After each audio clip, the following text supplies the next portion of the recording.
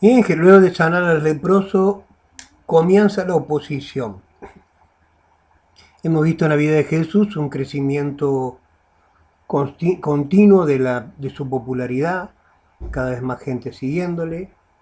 Bueno, los líderes religiosos veían esto con preocupación, porque en definitiva eh, había surgido un maestro nuevo en la zona y no se relacionaba con el resto de los maestros, de qué escuela era. Así que luego de recorrer algunas ciudades de Galilea, Jesús regresa a Capernaum. Multitudes acudían a escuchar sus enseñanzas. Los escribas y fariseos se, se opondrían a los conceptos nuevos del Señor. Entonces así comienza un periodo de oposición. Y el episodio siguiente, y el que sigue, y el que sigue, son eh, manifestaciones o expresiones de esta oposición que empezó a experimentar Jesús. El primer caso tiene que ver con el conflicto por el perdón de pecados que se encuentra en los tres evangelios sinópticos, en Marcos 2, Lucas 5, Mateo 9. Hasta este momento la misión de Jesús consistía en sanar a los enfermos y enseñar. Y ahora, en este pasaje, se relacionaría también con el perdón de pecado. Jesús ve la raíz de todo mal y es el pecado. Entonces ahí acude, ahí ataca y ahí viene también la oposición. En el versículo 4, Mateo capítulo 2, 4, dice que, bien, Jesús estaba en una casa, le repasé un poquito lo anterior, estaba en una casa, las casas eran más o menos así, o más, bueno, esta es una casa grande, había casas más pequeñas, pero hay ciertas similitudes, por lo menos lo que a nosotros nos interesa en este relato. Y las casas tienen una escalera externa, y generalmente las casas de Israel tienen una escalera externa, y el techo es se colocan palos u hojas de palma y tierra, barro, una especie de adobe. Se hacían un techo como de adobe y ese era más o menos el techo de esta gente. Entonces, en las casas de Palestina, unas gradas exteriores conducían a la azotea. Los techos eran con ramas y maderas recubiertos con tierra.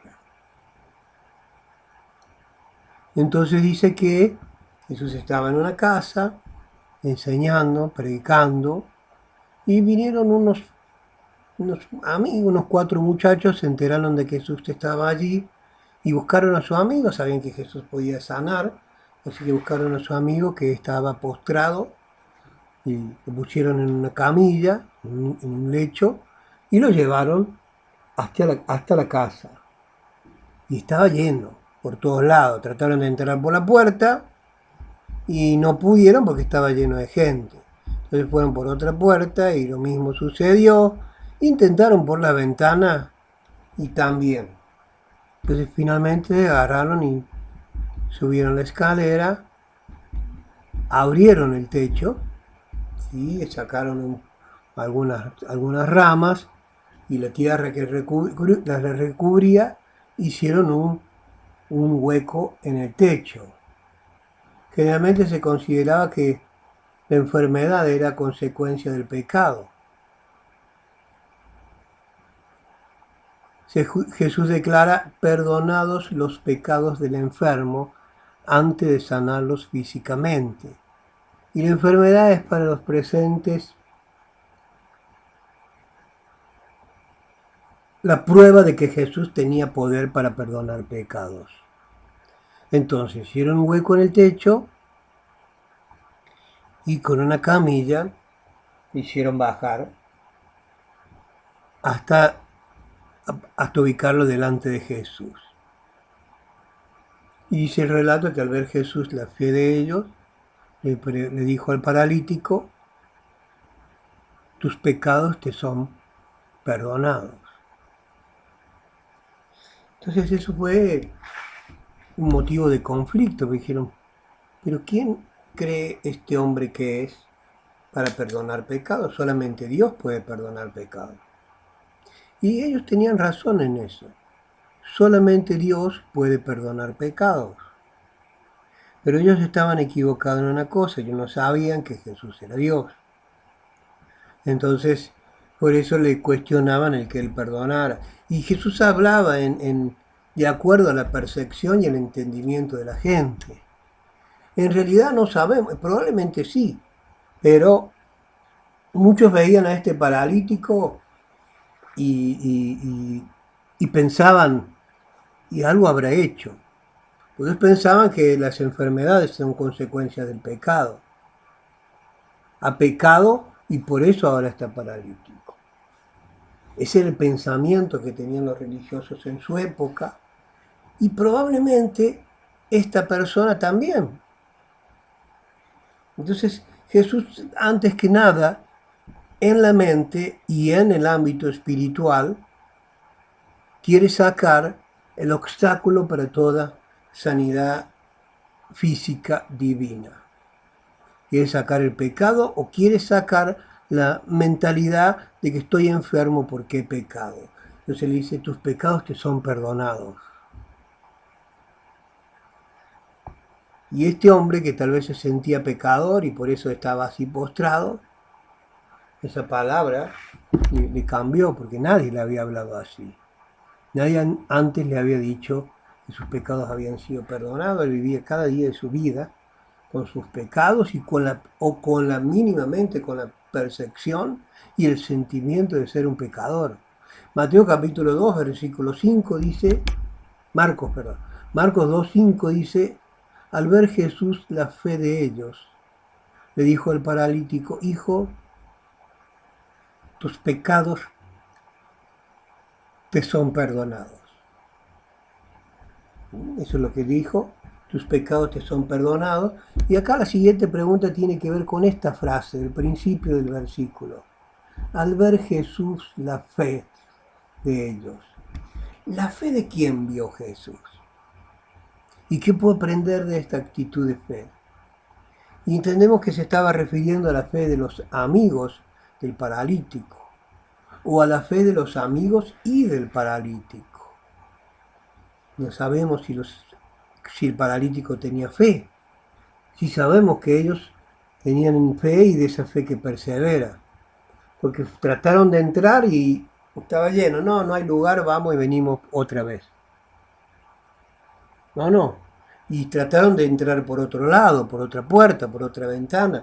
Y como no encontraban por dónde entrar, que fueron al techo. No sé si alguna vez trató de llevar un bulto pesado entre dos personas en su vida. Imagínense si alguna vez participó en una mudanza, de tener que llevar un mueble grande, una heladera o algo por el estilo, entre dos. Hay uno que va adelante y otro que va atrás. Y mientras van subiendo el peso no se reparte equilibradamente. Mientras están al ras del piso, el peso se distribuye por igual. Entonces, si eso pesa 100 kilos, mitad y mitad lleva cada uno. Pero cuando iban en subida, el peso no se distribuye de la misma forma. El que va adelante lleva menos peso y el que va atrás lleva todo el peso sobre sí. Pero eso no fue un impedimento. Ellos subieron la escalera con su amigo y ellos hicieron un hueco en el techo, pese que después tendrían que arreglarlo. ¿Sí? Eso le iba a tomar tiempo y dinero. Hicieron un hueco en el techo y bien, no tuvieron vergüenza en cuanto a qué pensaría la gente cuando ellos interrumpieran, porque era casi lógico que si Jesús está enseñando en un salón y empiezan a romper el techo del salón, arriba de él que iba a detener su enseñanza para ver qué pasa. Y creo que todos estaban con ese pensamiento. ¿Y qué pasa? ¿Qué son esos golpes? ¿Qué es esa luz que entra que antes no había? Y yo aprendo de los amigos del paralítico a tener fe para los demás. ¿Sí? A veces las personas necesitan que les apuntalemos en la fe. A veces las personas necesitan que uno les apoye, que les ayude a tener fe. Y la fe de uno suma. Entonces, si dos o tres se ponen de acuerdo, dice el Señor Jesucristo, entonces a veces podemos sumar fe al problema de alguien que es cercano a nosotros. Y aunque no sea cercano, podemos sumar fe. De este pasaje podemos aprender a tener fe para los demás. Entonces los religiosos de la época de Jesús estaban que hervían de bronca, porque Jesús decía, tus pecados te son perdonados. Y dice, ¿cómo puede este hombre decir, tus pecados te son perdonados? ¿Quién piensa que es si no es Dios? Entonces está diciendo blasfemias. Entonces, ¿qué es blasfemia? ¿Y por qué acusaron a Jesús de ello? Blasfemia significa atribuir al hombre características de Dios o hacer a Dios al mismo nivel que un mero humano. Eso es una blasfemia. Quitarle dignidad a Dios, sea por una cosa o por la otra, es una blasfemia. Y ellos entendían que Jesús estaba blasfemando por cuanto él decía que podía perdonar pecados.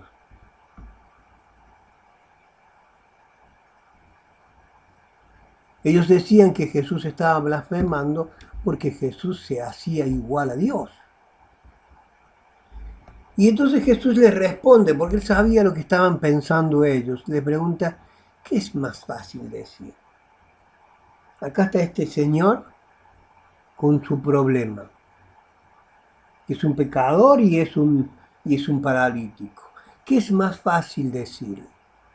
¿Tus pecados te son perdonados? ¿O decirle, levántate, toma tu lecho y anda?